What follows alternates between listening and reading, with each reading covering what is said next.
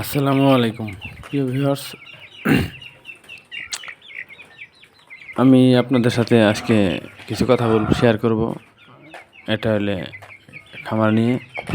তো আপনারা দেখতেছেন আমাদের এখানে কিছু টাইগার মুরগি। আমি 10টা টাইগার মুরগির বাচ্চা সংগ্রহ করি। তো আমি যখন মুরগির বাচ্চা আনি, মুরগির বাচ্চাগুলো অনেক ভালোই ছিল। তো আমি তো বাড়িতে থাকি না, বাড়ির মানুষ দেখাশোনা করে। 10টা বাচ্চার মধ্যে হঠাৎ করে কী হয় বলতে পারবো না, 5টা বাচ্চা হলে মারা যায়। তো এই এখানে দেখতেছেন, আর 5টা টাইগার মুরগির বাচ্চা আছে। এই টাইগার মুরগির বাচ্চা নিয়ে আমার আগের একটা গল্প আছে। সেটা হলো, আমি মূলত ইউটিউব দেখে খামার শুরু করি। তো ভালোভাবে কিছু অতটা জানতাম না। ইউটিউবে তো অনেক কিছুই অনেকজনে বলে, এত লাভ অত লাভ, শুধু সফলতার গল্পটাই বলে। তো এই সফলতা পাওয়াটা বড় কঠিন। সফলতা সবার ভাগ্যে হয় না। আর এটাও কথা যে একটা কাজ করতে গিয়ে হাল ছাড়লে চলবে না।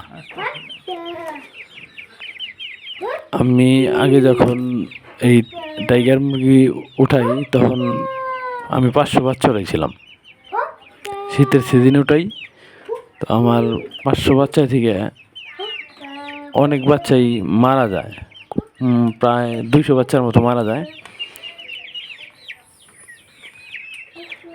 আর 300-র মতো থাকে। আমি যখন বাচ্চাগুলো সংগ্রহ করি, যার কাছ থেকে, ভাইটার নাম হলো রবিউল, নবীনগর পল্লী বিদ্যুৎ থেকে আমি বাচ্চাগুলো সংগ্রহ করি। তো ভাইয়ের সাথে আমি কথা বলে দেখলাম, আমি যখন বাচ্চা ডেলিভারি নেই, আমি যখন ভাইয়ের কাছে যাই, ভাই রবিউল ভাই বলে যে আপনি খামার করতেছেন ঠিক আছে, কিন্তু আপনি যে এখন বাচ্চাগুলো নিতেছেন, বর্তমানে বাচ্চার যে দাম আর বর্তমান যে সময়, এতে আপনার 500 বাচ্চা থেকে একটা টাকা আপনি লাভ করতে পারবেন না।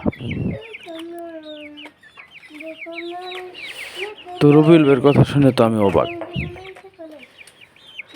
আমার খামারে মুরগির বাচ্চা ওঠানোর আগেই রবিউল ভাই বলতেছে যে আমার এখান থেকে একটা টাকাও লাভ হবে না।